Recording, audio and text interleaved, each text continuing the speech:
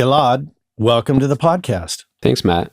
Happy to be here. You and I are getting acquainted because of our mutual friend, Alexis Hart, who is someone that we both have a connection to, who's a musician. I've made a couple records with Alexis many, many years ago. You two have done some work as well, so I want to just give a shout out to Alexis and thank him for connecting us. Alexis is the best. Such a great dude. Well, let's do what I call the state of the state, and that is for you to just give us a brief overview of what is happening today. We'll get deeper into it, but in general, what do you consider yourself? Producer, engineer, mixer?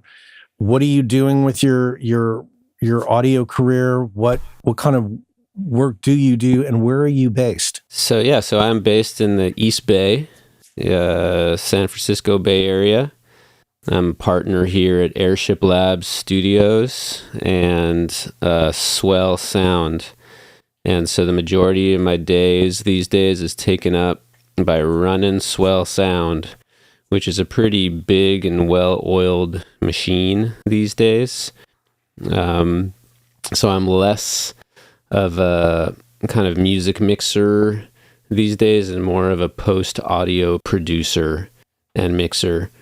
And I tend to take the fancier jobs these days, to be quite frank with you. So, for example, when the agencies come in, I'll do the fancy ad work, or I also do a lot of project management around music assets, music deliveries, music production, voiceover recording, sound design, supervision, and then final mix on everything.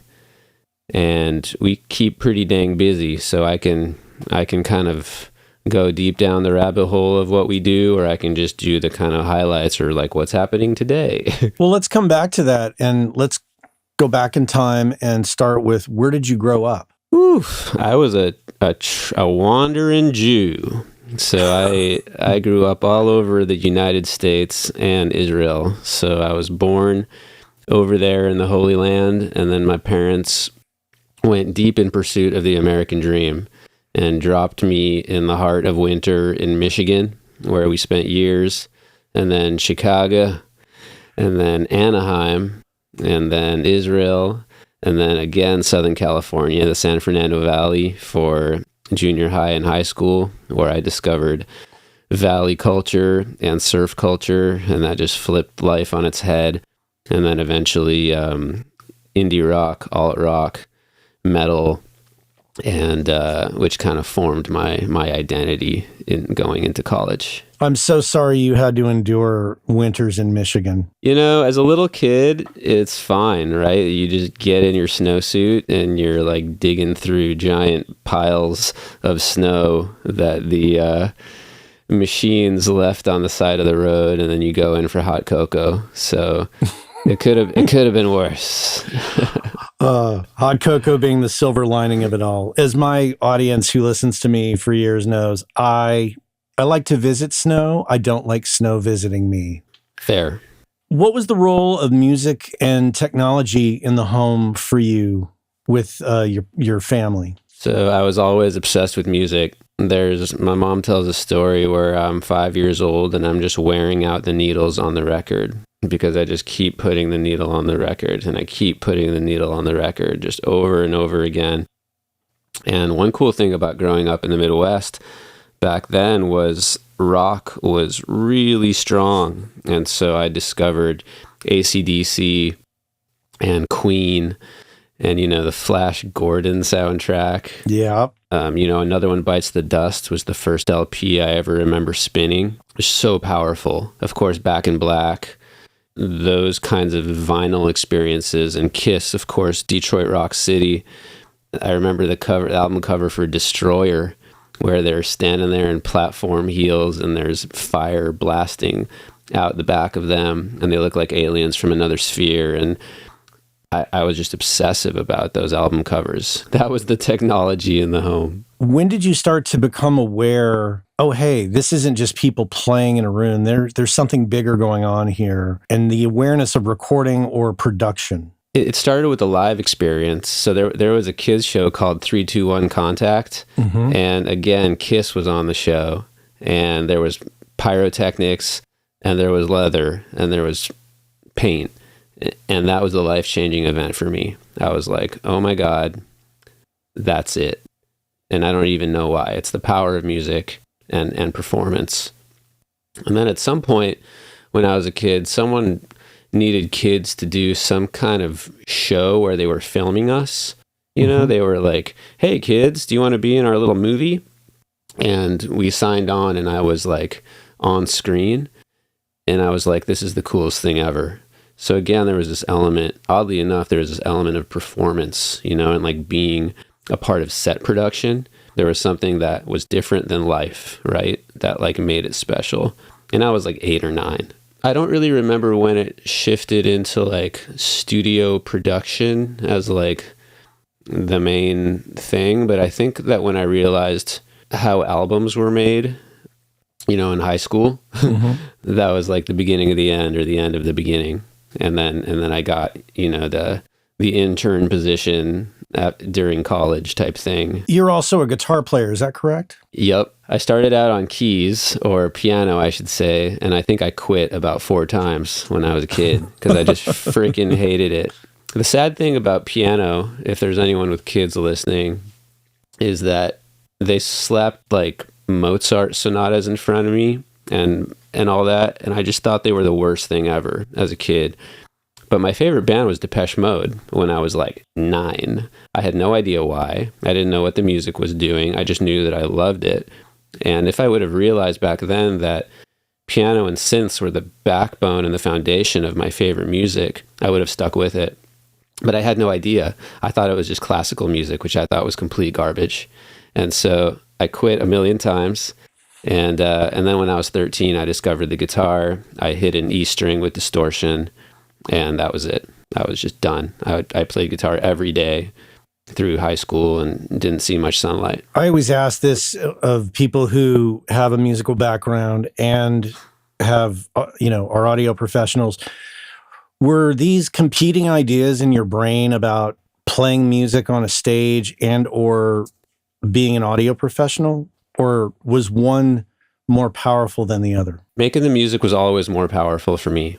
So it was almost like engineering was in service of being an artist. I really just wanted to be an artist. So I always thought a bit about like the two sides of the glass, if you know what I mean, in the studio. And there's that question of like, which side of the glass do you want to be on? And I feel like some folks really want to be on the engineer side of the glass, and some folks really want to be on the artist side of the glass. And I think I always wanted to be on the artist side of the glass, but I also realized somehow the frustrations of being an artist, and it was kind of tantalizing to be on both sides because I wanted to know how the cookies were made, and I wanted to make the cookies, and I wanted to like eat the cookies and be the cookie. So it was like all the things at once. What were your parents' view on your desire to play music? Did they have designs on you going down a different path? Yes. So my parents were Holocaust generation. Their sense of survival and what was permitted and not permitted was deeply skewed towards survival. And for them, music was not equated with survival. It was equated with busking, like on the side of the road or on the subway. They didn't have much faith that I could like become a great in music, which was a very sad point for me. I was like, why not? You know, why couldn't I be as great as an incredible composer from way back when, or a songwriter like Hammerstein, or whoever it might be, or get into publishing?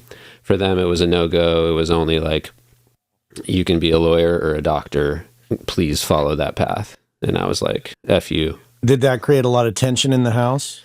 Yeah, that set up rebellion and resistance. Yeah, because all I really cared about was music. I was so confused. It's so confusing growing up. And the through line was music. The only thing that made sense was music. And as I got older, I started to write too, and then that became a very powerful force. You're like, holy crap, I can write songs. And these things are really powerful and I really care about them. It's like math, who cares about math, you know? It's like, yeah, I dig reading books and, you know, it's cool. It's like, and I get people studying business and all that, but like they can do that. What I want to do is art. But that wasn't looked upon fondly at the house. But you did go to college. I did. I went to UC Berkeley and I made up my own major. Again, it's funny. It even went through college. Like the traditional music program at UC Berkeley was like classical based. And I was like, this sucks. I don't want to learn what Mozart did to be Mozart. I don't want to learn what any of those guys did to be who they were. The only class I took that I found interesting was jazz improvisation. And I did really well in that class. Like me and the teacher became friends and like that whole thing. And I remember we performed at a club in Oakland and everyone was like cheering my solo on. It was like the one cool moment of my college music experience. Did you in college start to formulate, I'm going to play music for the rest of my life? Absolutely. It's almost like college was an excuse to appease my parents so that I could play music. And so all the while, you know, taking classes and doing all that thing, I was playing bass and guitar in bands around the Bay Area. And then when I graduated college, I realized that I could like keep the stipend going if I could stay in school. So I just stayed in school so I could keep the stipend going so that I could play music and intern and like assistant engineer at studios, really so I could just be around the music. As frustrating as it was to be an intern and an assistant engineer, as you probably know. When did this come to a head? When did your parents say, what are you doing? You know, it's funny that part of the story is I had a kid really early on. I had my first kid when we were 23. It was kind of like a oopsie. When the kids came along, they softened up because they were like, oh, sweet, we're grandparents now. And I think the fact that I spawned them some grandkids kind of softened the blow of whatever I may or may not become in my life. And then they kind of let me do my thing. So it's kind of ironic because the kids, as people know, they hamstring you as a musician, right? Because you're like, all right, am I going to be with my family or am I going to not be with my family? Like, right, am I going to tour and be away from them? Or am I going to like figure out some kind of job that allows me to be with them?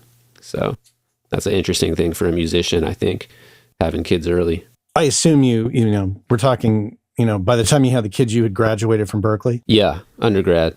Okay. And being a nice Jewish boy, I decided to stick around and not go on tour, right? Like in the bus forever and do that thing. So it was pretty tragic for me, right? Because my dream was to basically go on tour and relive that dream of the Kiss pyrotechnics, right? From 5 years old. It's all connected. Right. But having the kid, it was like, shit, I guess I can't do that and be a responsible parent at the same time. I didn't really see how they could both work. And I think that's when the studio really became appealing to me. Also, music production was going insane, right? This was the time where like Beck was releasing his work at the peak of his prowess, and things like the Chemical Brothers were coming out, and these just really beautiful studio productions where you didn't need to go on tour, really. You could just do this stuff in the box, and more loop-based music was starting to like really kick in. And I was like, wow, this is really interesting. I'm getting goosebumps from this stuff that doesn't really need to go on tour, was kind of the vibe I was feeling at that time. So then I delved deep into the studio. I had like PCs in garages and in basements, and I would just sit in front of the PC all day and all night and build sample libraries and figure out how gear worked. Don't tell anyone, but I would get gear from Guitar Center and I would return it 29 days later and learn how preamps worked and learned how the mics worked and signal flow, and that in addition to the dreaded intern positions at the various studios of the Bay Area kind of got me where I am today. Did you see that you would be able to make a living as an audio professional working on music? Was that the initial goal? No, I had no idea. So I actually pursued a doctorate in environmental science and engineering at UCLA. Whoa. Yeah. And I got halfway through my doctorate. I advanced to candidacy. And my professors, during my whatever it was exam, we were in the room together, and they look at me and they go, Elad, you don't look very interested in what you just wrote about. And I was like, guys, and I had like dreads at the time, and I was like, guys, I'm really not interested in this at all. And they're like, well, what are you doing? And I was like, I don't know. What am I doing? And they're like, well, you should think about it. And then I quit a week later, and I started answering ads from Craigslist for jingles and weird little audio jobs. And I taught myself Pro Tools and Logic and Ableton and Reason, and I just never looked back. And it was just one thing to the next thing to the next thing. And then finally I got an offer again through a random Craigslist thing. Believe it or not, this turns into a Craigslist story. Of someone needing a Pro Tools room build out in a studio in Venice Beach, where I was at the time. And I helped them build out a Pro Tools room in their post-production facility. And it was a spot called Room. And it was pretty cool. It was totally chaotic, totally wild.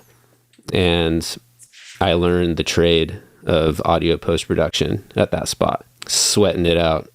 First job, with the director in the room, not knowing how to create playlists, not knowing the flow, and then like figuring it out as I went along.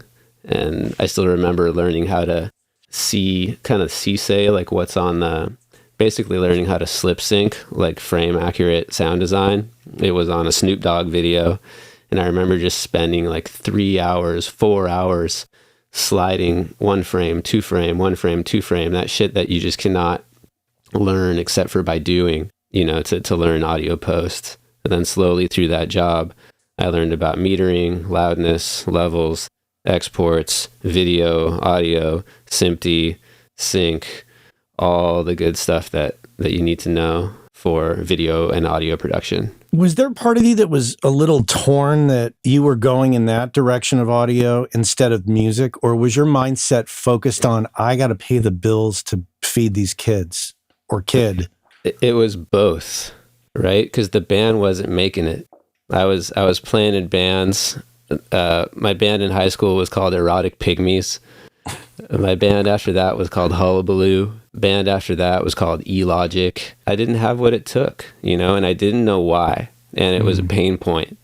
And I never really was interested in like selling out shows. I didn't know how to promote myself. I didn't know how to do the artist thing. Like I felt like an artist imposter. I felt like more of a producer than an artist. Even though I felt like my music was good and it's all I really cared about, I just couldn't get that shit together to like bring people into the room and get record labels interested and create the hype and the buzz and everything that you need to generate to be a successful artist. It just wasn't happening for me.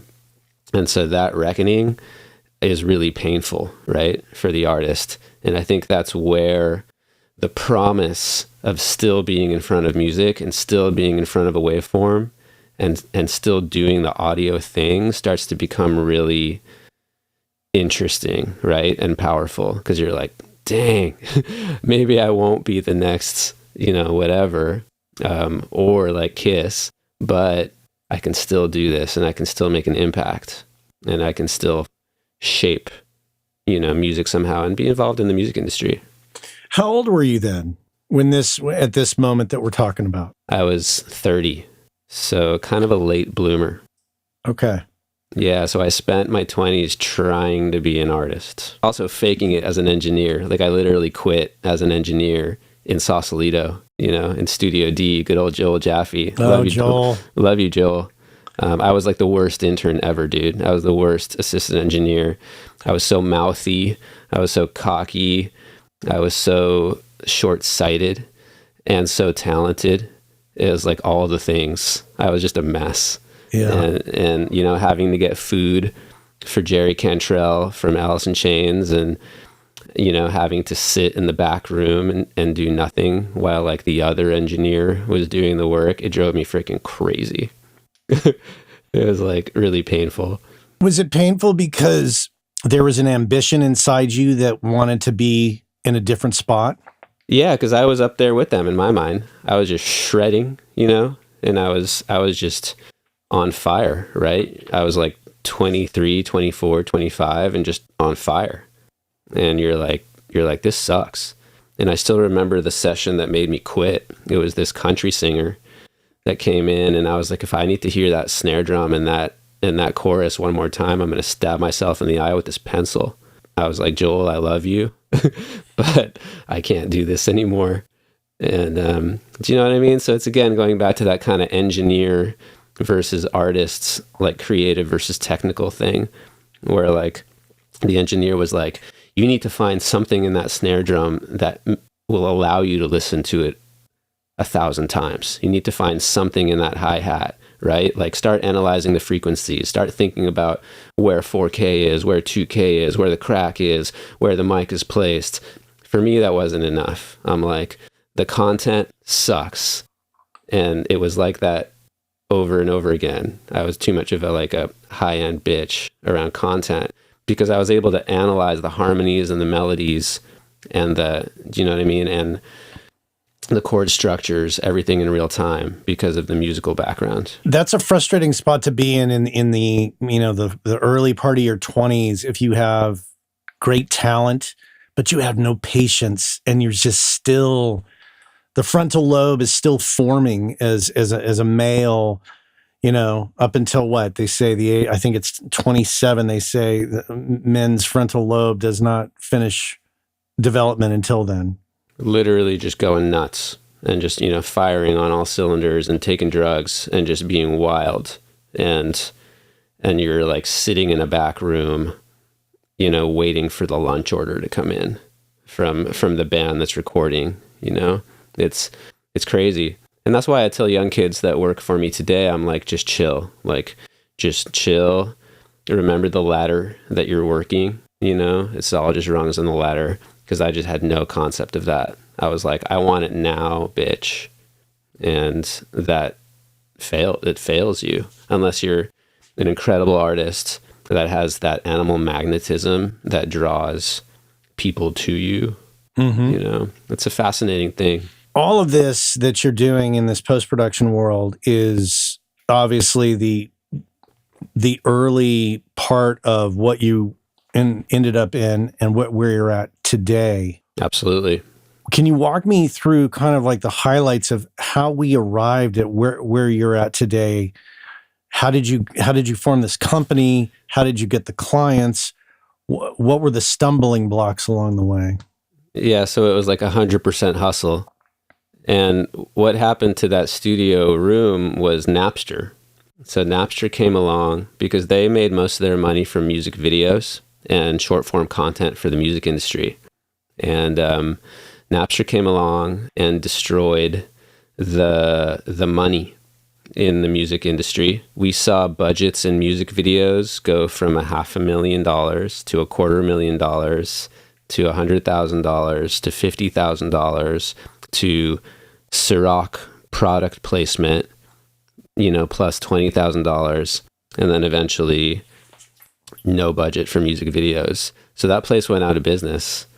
Wow. And when that happened, I had all of our clients that were coming in because, you develop relationships with your engineers. I always think of it as like a barber. Like you want to go to the same barber to get your hair cut. Those relationships are formed and friendships are formed.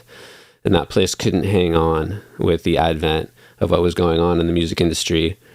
So I saw it coming. I was in Mexico on a surf trip and I thought, Swell. I'm going to make a company called Swell. It's a triple entendre. And I fell in love with the name. And I created the website, which was a really sick website looking back. It was a boombox, and play brought up the video reel, and fast forward brought up the next reel, and like stop was like contact us. And I made business cards that was also the boombox. I bought this boombox. It was a Panasonic boombox from the 80s that I bought on eBay. And then I took like professional photos of it and turned it into a website. It was really cool. And that was the beginning of it. And I just brought along those clients.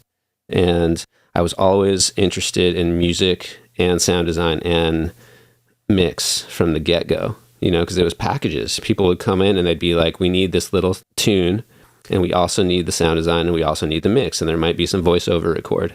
And it was always all the things all at once. And I was very comfortable doing all the things because of the musical background and because of the time with our beloved, studios of the Bay, and all the time I spent in the freaking basement with my PC, like wrenching on projects, right? So it was this very kind of organic process, and it grew and grew and grew. And I learned the value of hustle and going to conferences and meeting people. And all of a sudden LinkedIn came into the picture and this concept of business development. And I was like, whoa, I think there's a there. I think we can do this. And lo and behold, it happened. And then I brought it up to the Bay Area, where I saw there was a need, because it was during the pre-COVID tech boom that was just going nuts, and Google was like paying for massages and all that shit in their offices, and everyone was just going nuts. Everyone was, Uber was going crazy, and Facebook was going crazy. It was just like Disneyland in the streets of San Francisco, and Swell capitalized on that. And we did really well. We built out a 2,000 square foot commercial facility in downtown SF and brought the people in, and it was cool and it was powerful. And then COVID came and laid waste to it. I have, like a basic knowledge of the players involved in the San Francisco, post-production advertising kind of world. One Union comes to mind. Absolutely. They were the first ones I talked to when I came to town, because I went to college with Joby, our beloved Joby Deal. Oh, Joby, right. Outpost. Dave Nelson is a fantastic person. Yeah. He gave me some wonderful opportunities coming into town. So there's definitely these like linchpin people who were actually lovely. So were you competing with them? Yeah, but there was this vibe of like, Joby has been established since college. He was like the opposite of me, where like he started when he was like 23, like he knew what he wanted to do so early. And like he was in Pro Tools with a million plugins when I was still trying to figure out how to hit record. So God bless him. And he's established. He has his people, talking about relationships and haircuts. Like he's the best barber in town. And so I'm not really going to compete with Joby on that level. You know what I'm saying? Mm-hmm. And same thing with Dave. Like Dave Nelson's been doing it for so long, and he's so cool, and he does his thing.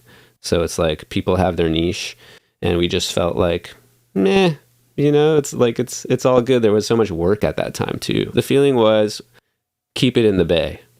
That was the feeling. The feeling was, don't let the work go to LA. And I remember that sentiment. It was a cool sentiment, because I actually didn't like the LA post-production vibe. It was very hoity-toity and cooler than thou, and kind of sunglasses on and your BMW. Yeah. And I was like, what the, who are you? Like, I don't give a shit about you. And so coming up here was actually like a breath of fresh air, because people were more like, banding together, and there was a sense of community. And I was like, all right, this is cool. How does one build a business like that? You're talking about a 2,000 square foot facility in San Francisco. That's an expense. I took out a loan. I was like, let's do this. What happened was I found, do you remember Crescendo Studios? Yeah. God bless those guys. They gave me their 5-1 room as a 4-wall. And it was this beautiful room. And they just told me I needed to clear out whenever they would have a 5-1 session. And then lo and behold, there was never a 5-1 session. So I basically just occupied that room for fairly cheap rent for like a year straight, and got to know their entire personnel. And I still, talked to some of those folks. And that was a really nice foot in the door. And they were right there on Battery and Jackson or whatever it was. And then they went under. Whatever they were doing wasn't quite working. But I saw the value and the potential of that area. And then I started looking at real estate. I'm kind of enterprising, I guess. And I got this like real estate type dude. And I was like, here's what I want. Help me find it. And he helped me find this like really, really cool basement in Jackson Square. And I was like, this is what I want to do. And I found the builder who did Tiny Telephone, and I just found the people, and I was like, let's draw this up, and I found the audio tech, good old Malcolm Clark. If anyone knows Malcolm, love him to death. He helped me here at Airship as well, outfit this place, and we just did it. And then we launched and unrolled it and had parties and hit the ground running. And there weren't a lot of shops that did what I did, like turnkey music and sound design and audio post. It was kind of either or. You had Music Orange doing music, and Right. they're kind of the only music kids in town. You used to have David De La Santa with Volume Music, who's a rad guy. Hey, David. I think he's in Austin now. So he bailed. And so that really just left kind of a music hole, because Music Orange does what they do, and hi, Music Orange. But there was this, I saw the opportunity to fill this gap, because the post houses aren't very musical. They just grab tracks from the internet and like figure out how to slug in those stems, right? But it's you generally either have engineers or you have composers. How does one not, I mean, with respect to Crescendo, how do you not go under in a business like this? Scale. Scale. Talk about that, yeah. They were huge. They had like the guy, and then they had the guy, and then they had the guy, and then they had the office manager gal, and then they had the other gal, and then they had 3 staff engineers, and they had this huge space, when real estate was expensive in SF, and when shit starts to get quiet, there's no room, you know what I mean? Then the layoffs start. You can't scale down and you can't evolve, because this business is all about evolving and scaling. I saw that. And first of all, I never wanted to be a boss, right? Like for me, giving out salary to like 4 people is a terrifying prospect. So I'm like, how can I keep this the smallest it can possibly be while having the opportunity to have it be bigger?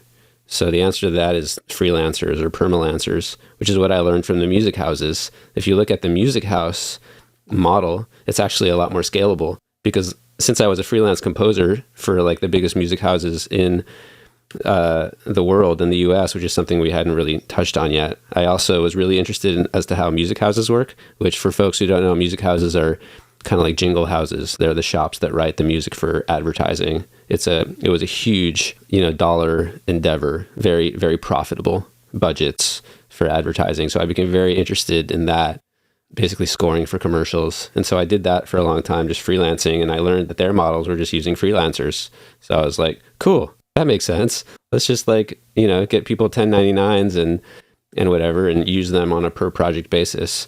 And I get kind of bored even talking about this stuff. It's like when you get into the business side, I get kind of bored, but it's because it's going back to that like survival thing, or that like what I didn't want to do when I was little thing. Right. But it's like the necessary evil of keeping the business running, which is like, how do I scale up and down? How do I keep in front of Pro Tools? How do I not lose my job? Right. How do I stay in this? The strategy is essentially, when there's no work coming in, you're not pumping out a ton of money. But when the work comes in, you could scale up, bring in all the talent, act as the general contractor, do your role, and get it all done and stay nimble. And then when that project's done, you dial it back and you go back to the resting position, and then scale it back up when the work comes. Is that pretty accurate?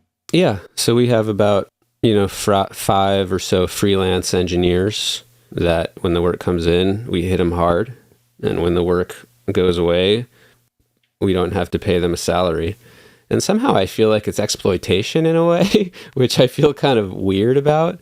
But I don't see another way to do it, is the reality of this business. Like, it would be amazing if I could have 5 staff engineers at Swell, right? But I don't see how it's possible. The only way that's possible is if you are the Google or the Meta, and then you're like working over there as a staff engineer.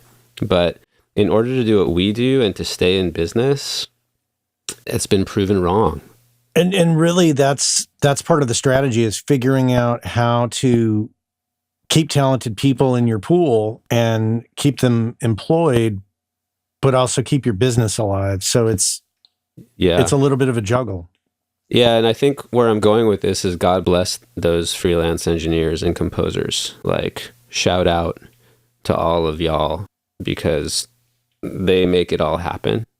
you know, and they're the unsung heroes of this, right? The freelance composers and engineers. Right. But what they're not so good at doing is the business development hustle. Like, we have to do so much of that. The whining and dining and client relations and interfacing and DNA backbone of the business and all of the subscriptions that need to run in the background in order. That's something that's hard to scale down. This is turning into what I feel like is a boring conversation, in the sense that it's like the shit that's my day to day that I'm like, right. Which is well, I mean, that's the essence of this show is the backbone of what really happens, and not the glorification of things, but like the truth behind it. And this is fascinating to me to hear you kind of dissect it like this, because I'm not familiar enough with the post world to know what is going on. I have a sense of it, but no, this is, believe me, you're on the right track for this show. And this is the crux of the matter, right? Is that my brain wants to like analyze a Radiohead song and think about a C to a G, right? To the one, you know, the 1 to the 5, and the melody that'll go over it, and like the drums that'll go underneath it, and what should we put the bass through, and then if we're thinking about post, like the craft of it, right? We're talking about the craft, and then my eyes kind of light up, and it's like, yeah, the craft. But then there's like, to keep that going, you have to think about like, oh, how many users are on our Slack subscription, and how many users are on our Google Workspace subscription. And I literally have a spreadsheet of subscriptions that's like goes below the fold of the front page. You know what I mean? And it's like, oh, what's the monthly nut on that subscription list? And it's deep. And managing it and managing that part of it, and this is a different conversation now, is like what we're working on at Swell right now is pushing out a new music and artist track library called Top Shelf, and it's going to be called Top Shelf powered by Swell. And it's this massive enterprise dealing with back-end development, front-end development, CSS, JavaScript, metadata, asset management, Excel sheets, programming, content, so much effort. And it's like that part of it, and also having a really sexy website, having an incredible LinkedIn presence, going to the networking events and conferences and email lists, and all of that is like mind-boggling, and it's what needs to be done always. And that's the part that the freelance composer and engineer doesn't really need to do that much. And it's like, it frees them up, right? But that's the weight on my shoulders, the burden that I carry to be able to run the business and be who I am. But do you sometimes just like want to stop when you get so deep into all of that and go, oh, this is so boring? I can't, because that's what ensures that Pro Tools is going to keep running. That's what ensures that I can think about what to put the bass through, because I'm so tired of writing tracks that no one's ever going to listen to and not having income coming in because I have 3 kids and a mortgage. You know, I think it's different when you're just like renting a room or don't have that kind of sense of like being the papa bear or the mama bear or whatever it is. I don't know, but like it is always that balance, right, between income and craft. You mentioned COVID decimating things. So COVID comes along. What happens in a nutshell? It was awful for San Francisco. And our landlord was an old school Italian dude, God bless him, and he wouldn't lower our rent, and rent was high, and nobody was coming over. There was no work. It was literally just a glorified man cave, and the commute was long, right, from the East Bay, and I was like, what am I doing? Like, what is going on? And like, there's like human feces in the street, and I'm like afraid to walk at night because of like the COVID zombies, you know, from like Broadway. If y'all don't know Broadway, it's just like where the strip clubs are and kind of like weird meth folks at like 3 a.m. It was just really grim. And interestingly enough, we're still talking about me and my old school homies here. Shout out to Chuck McBride at Cutwater and Steve Schofield at Schofield Flowers and Michael Frick at No Friction. We're talking about how to revitalize San Francisco through music. And so we're working on this enterprise about how can we make SF more like Austin? How can we make SF more like Nashville, where there's like music in the streets and we're revitalizing the streets again? Because SF is still dead downtown. And the spot where I was, Jackson Square in the financial district. And, I feel like North Beach is still cool because the restaurants stayed open and Chinatown is always Chinatown. But like the restaurants started to close, and apparently like the Starbucks closed, like, on Battery, where it's like, that's grim times when the Starbucks closes on Battery, So we're still living in this kind of COVID apocalypse in San Francisco.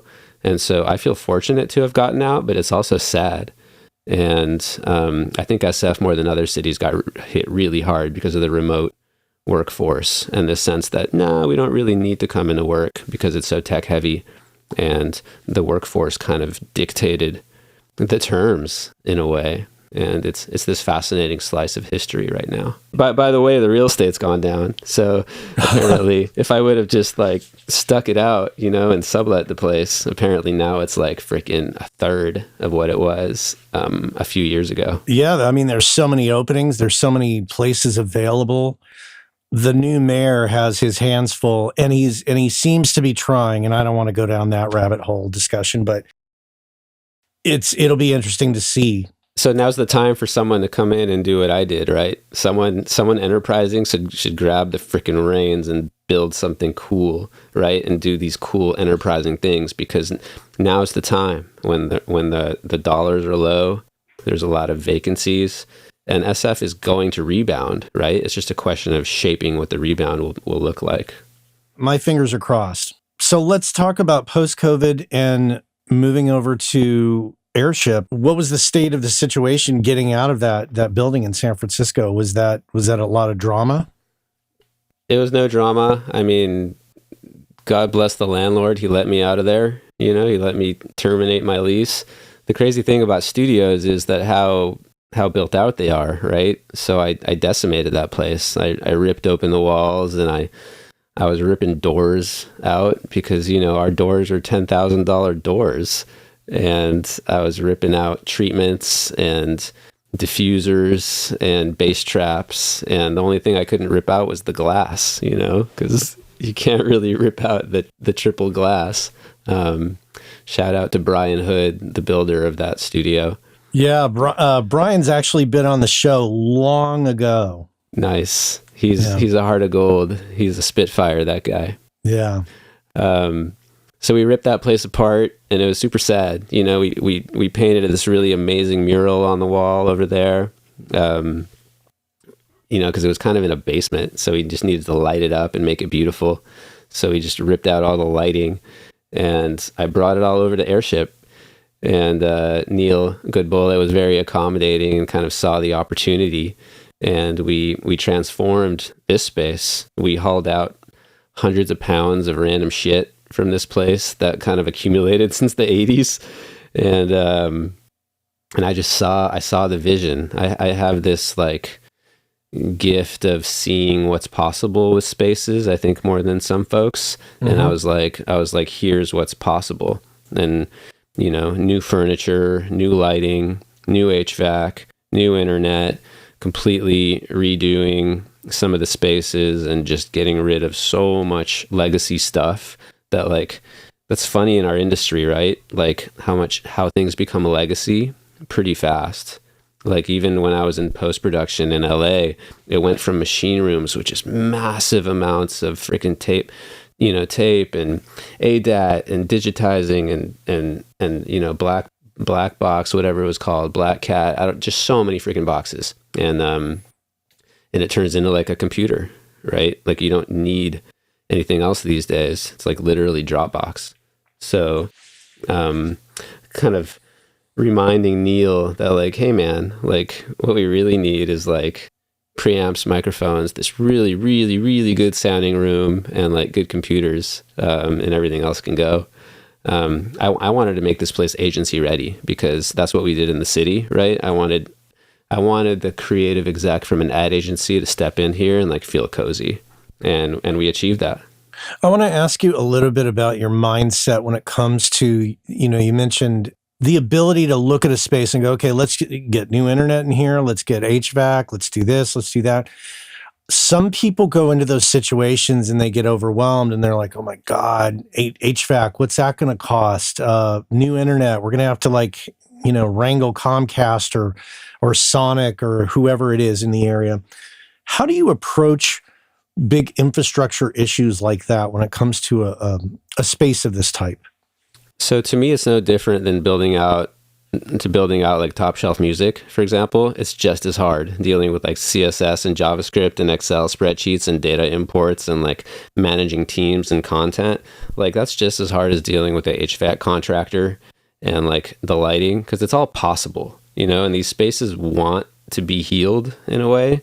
Like, I mean, God bless Neil, but I remember a story about like he had some players in and they couldn't play because their fingers were freezing because it gets freaking cold in the wintertime. And it's kind of like the hierarchy of needs where if you're hungry or if you're cold or too hot, you're not going to be able to make good art, right? Or if you're like haven't slept for, maybe sleep deprivation is another thing. But so you want to, and it's all possible. So you want to set up these spaces and turn them into what they want to be. And for me, it's an opportunity. I don't get overwhelmed at all by it. I'm just like, cool, it's going to be 15 grand. Let's go. We're going to make it back in the long term by having this beautiful space. What is your overall financial philosophy when it comes to doing this? Because some people it's feast or famine, it's paycheck to paycheck, it's, oh my God, the phone's not ringing. Some people are great savers, some people are spenders. What do you think is a successful way to do this? Well, again, I think you want to do the minimum that the space wants to be, right? You're not going to go crazy and like rip out the treatments or like, do you know what I mean? Like modify the space in a way that it doesn't want to be modified. But the bones here were fantastic. Like the first time I walked into the live room and I clapped my hand, I knew that I wanted to be here. And I said, where do I sign? And so it's kind of honoring that gut level thing, right? Of like, this place is amazing. Amazing talent has been through here for 40 years. What do we need to do to bring back what I call the analog digital, which is like, we love the analog, right? We love the mics and the pre's and the room. And we love the digital, which is everything that we know is digital. And the marriage of those two. And I actually have an EP for my band called Analog Digital because I feel so strongly about the marriage of those two. It's like, how do we honor that? So just not, doing more than is necessary, but doing the minimum of what you need to do to get the result that you want. Yeah, I mean, look, it wasn't going to be 25th Street. You know what I'm saying? Right. It's just not. You'd have to rip the place down and like start fresh with really high-end everything. But it's cool that it's not that, it's something else. It's a different thing. Yeah. And the thing that it is really freaking cool and it sounds amazing. And so it's like, how do we honor the original vision of the people who built this? Jack Crimes and I forget the name of the guy, Steven, who was running this place in the 80s and 90s. And like, they did a thing. And what was that thing? How do we honor it? And how do we make it relevant to 2025 or, 2024? And it's not daunting at all because it was daunting for those guys. They're the guys who had to take a warehouse with nothing, literally a roll top door and concrete and transform it into this incredible space. Like, holy shit. I can't believe they did that.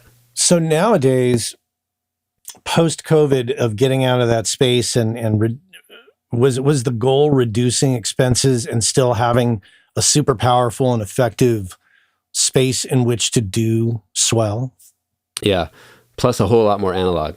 Because when I came into Airship, I was like, oh my God, this place is an analog dream. And when we built it in SF, it was kind of like an afterthought. Like there wasn't enough space. The room wasn't properly tuned. It was like, cool, we could do some analog stuff in here. We could do some recording, but the drums never really sounded good. And you could kind of always hear the walls, you know? And like, but this place is insane.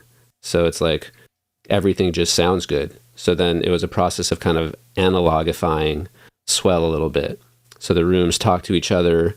You know, there's 16 inputs between Studio A and Studio B. Everything's modular. I can track with stuff with outboard gear from Studio A. Studio A can track with stuff from my room, which is pretty wild when you think about it. And there's just a massive amount of analog workflow running through this studio. Has your business model changed much since the San Francisco location versus where you're at now? Not at all. Because you know why? Because nobody comes over anywhere anymore. Okay, so how does that work now? Let's talk about maybe the heyday of One Union, for example. Like, I was always under the impression it was like people coming over to the studio and these big spreads and everybody was, you know, just well taken care of. What does it look like now? Is it just people like messaging you and saying, hey, here's what we need and the time we need it? And here's... Yeah, and it's a remote mix over Zoom or over another platform that we use called Source. And it's like blobs. It's like heads on the screen. And you ask them to mute themselves, which is something we couldn't do when they were sitting on the couch, right? You couldn't say shut up when they were talking about some other job that was happening. Right. But yeah, it's that, man. Nobody wants to come over. And so that's why it doesn't really matter where you are anymore. And also the clients are distributed. Like you'll have a creative director in Chicago and a producer in LA and somebody else in New York. And so their offices are distributed. And so it's this brave new world post-COVID of distributed workflow. So again, you have to be intelligent and savvy about the craft and the technical of what it takes to keep them happy and to keep the back end running. It's kind of a success story for the tech companies, really, because it's their backbone that we're using to make this successful, if that makes sense. Yeah. Yeah, all the subscriptions that I talked about earlier, if that failed, the business would fail. Right? Like if there was a cloud explosion, like we'd be just gone. Nothing would work. No, it'd be like, might as well go surfing. We have no business. Essentially, is it you running this, and then, as we talked about before, bringing in all the freelancers to do the various bits that need to be done, or are there more people involved on the daily? Yeah, there's folks involved on the daily. They're just like what I would say permalance, if that makes sense. Yeah. And again, it's just me being terrified of giving out salary. I'm just terrified because what happens if you have a bad month? Then you're just gone. Yeah. Well, I mean, that's one of the reasons why I moved home and had an Atmos room done in my house, because I'm terrified of paying rent. Yeah. I mean, I think there's something cool about, I mean, no offense to your home setup. I love home setups, but I think there's something really cool about like leaving the house and going into a workspace, and also the water cooler effect of like, there's three other guys here in the building, right? And we just kind of schmooze over lunch, and there's this kind of hive mind that can develop. Or it's really nice having another engineer in the building, right? There's like there's a guy, Alex, here who helps out Swell with engineering and popping between rooms to reference mixes and like talk about works in progress and stuff. It's kind of like hearkening back to the old days of like having a shop. And I really like having a shop. I really like being able to go down in his room and yell at him, or like reference a mix, or, you know, having Neil pitch in, or whatever it is, or just like having this be a meeting place, like for some of the quote unquote permalancers to come over and like come in and work today. You know what I'm saying? Like come in and have a studio day, and they're inspired by it too. And so there's this magic of like the dedicated workspace that I'm not ready to let go of. So that's why I'm so stoked on Airship. Well, with everybody being, you know, as you say, nobody's coming in and you're dealing with people in various parts of the world, how do you keep feeding this thing? How do you keep new clients coming in when everybody's all over the place? it's literally like business development in cyberspace. It's like lists, LinkedIn lists, going to sales events. Like I'm going to New York next week, and it's just going to be like handshaking and trying to get FaceTime with people, like the stupidest shit ever. Like, let's grab a coffee, let's fist bump, let's be humans together, like subconsciously smelling each other. You know what I'm saying? Which I think is a lot of what we're talking about, of like this thing of like being on the other side of a screen versus actually being in the room together. And music production has also gone that way, right? Like it's, I think, the exception more than the rule now, where you're in the room with your music production mate, at least for electronic music. Like I do a lot of electronic music, and one guy's in Vancouver, one guy's in Florida. You can get a singer wherever the hell they are, and you're like flying files back and forth. And it's cool, but it's kind of not cool. So it's like you try to do whatever you can to like, catch a vibe from a person IRL. And I think that is a lot of what the young folks are challenged with these days, right? Mm-hmm. Like my daughter, for example, works remotely and everything's across the screen. And so like offsites and work meetings, I just think are so huge. It's kind of on this theme of analog digital in a way, but on a human level, right? Like we need the analog and then also, and the digital is just the default. So I think that answers your question. It does. Wow. Well, super intriguing. I don't have a lot of post people on, and to hear how you've constructed this and how this works to me there's a lot of lessons in what you do that can apply more to music production style gigs and or facilities. Do you still yearn for playing in a band? Yeah. But it's so hard. Yeah. Like we had one going, right? And then the bass player had a baby, and like homeboy just stopped responding to texts, Of course. Yeah. And I was like, all right, we lost the bass player. And it's like, it's just so hard. And then like the guitarist will like have another gig, you know what I'm saying? Like, cause he needs to like pay the rent. And then I like lost my voice for 2 months cause it was like, I got laryngitis, and like between those three things, it just like destroyed the band. And so like, I just have so much respect for people who can keep it going. I kind of think it's a miracle that people actually can get it freaking together to like keep a band going and pull it off and sound good. It's like shocking. And so, yeah, that yearning is always there because there's this childlike wonder, right? Of just like getting together and shredding and making something bigger than yourself in a fairly analog way. Even if there's digital elements, like sure, you can trigger shit with live or whatever. But it's still this kind of analog process versus like a DJ, which is also a joyful process, like just you and a Pioneer deck. So I've toyed with that as well. Like, maybe I don't need the band anymore. Maybe like a Pioneer deck and the Ableton trigger thing is cool, and like a mic, but it kind of lacks that thing that we're talking about. That collaborative thing. Yeah, like it's a lot of weight on one person to still move that needle, to be like, all right, I'm gonna fire up the decks, and I'm gonna fire up my Ableton, and I'm gonna fire up my thing, and I'm gonna make it all work, and I'm gonna be one person, and I'm gonna book the shows. And I feel like the older I get, the harder that becomes, and there's some sadness there. Kind of is what it is. But it seems like you've done well, and it seems like it doesn't seem like, I know. I mean, you're in control of your destiny here, and even though you're older, wiser compared to the kid that you described interning over at Joel's place. I love you, Joel. Yeah, Joel has also been on the show. He's a great guest.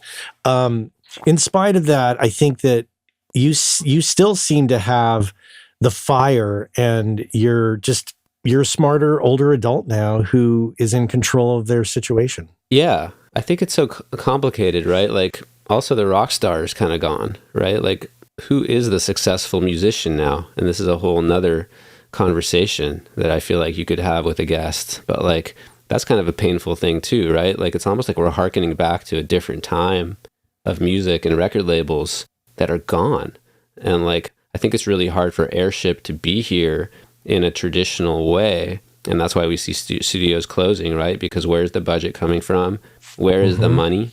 And the people who are successful are making music on a laptop with an M4 chip or, you know, or a Mac Mini. And that's the reality of it. And that's what people want to listen to. And as a guitarist, it's painful. And maybe it's different in Nashville or whatever, where it's like, you know, country is still alive and like alt country and rock country and whatever it is over there. But that's not the reality in the Bay. And it's not the reality in California. Like what's charting is laptop music. And so that's another part of this like analog digital conversation, right? Of like, do we even need to keep the analog going? Like, are we just museum shopkeepers? Like, what is the future of this? Right. You know? And I was thinking about that today. I was watching I think it was an Instagram ad for an electronic drum company. I saw it, and like the sounds coming off this electronic drum kit were just amazing. And I was like, is that where we're at? Are we just in a spot where we have digitally captured, you know, whether with plugins, you know, with Pultex, et cetera, and drum sounds and guitar simulation and all of that, like other than the voice, which some would argue, well, you could use an AI voice, you kind of don't need an acoustic space in some respects. Not for the music that's charting right now. Right. Like, I mean, and it's, and I think that for guys like us, we're kind of like, oh, really? Ooh. I mean, I embrace the change. I embrace all these ideas and the technology for sure. But yeah, sometimes I'm kind of like, yeah, I like the old way in some respects, but yeah, it's fascinating. And you'll know better than me, but like Sabrina Carpenter's song Espresso, like arguably the biggest song of last year, like it's splice loops that aren't even pitched or tuned. It's literally splice loops on, you know, for the drums, and I know which ones. And it's like, okay, like that's the music that's charting. Like, what are we doing, you know? And I don't know what we're doing. Yeah, this we could go down a rabbit hole here, but I mean, I think embracing different and embracing character helps, you know, things. When I listen to Colossal Head by Los Lobos and I hear all the wackiness that Chad Blake and Mitchell Froome and the band did together, I just think that is so cool. And 100%. And so like organic and outside the box thinking. And and it's again like art versus commerce. Like when you start to think of art as commerce, I think you start to go into this weird space. But but if you're just making art as art, like let's take a snare drum and stick an SM57 at the far corner of the room and then sample that and then run it through this compressor here and then let's reamp it through this pedal here and then let's feed that into Ableton, you know. And it's like, and I think that's the magic of what's possible with our knowledge base, you know. Yeah. Well, so for the audience, link will be in the show notes to Swell. I assume you still have a killer website. Killer website, killer work, grinding hard every day, loving it every day. In the trenches. I love it. Well, great to chat with you. Thank you so much for taking the time to kind of break all this down and bring this perspective of this part of being an audio professional to the table, because we don't get enough of it on the show. And it's great to hear it from you, from somebody who's really kicked ass at it. So thank you again. Yeah, I'm stoked to be here, and I'm happy to answer any questions about our industry in the cyberspace, if anyone's curious. I'll also put your LinkedIn profile, because I encourage people to go on LinkedIn quite a bit. So yeah, excellent, man. Thanks again, and take care. Thanks, Matt.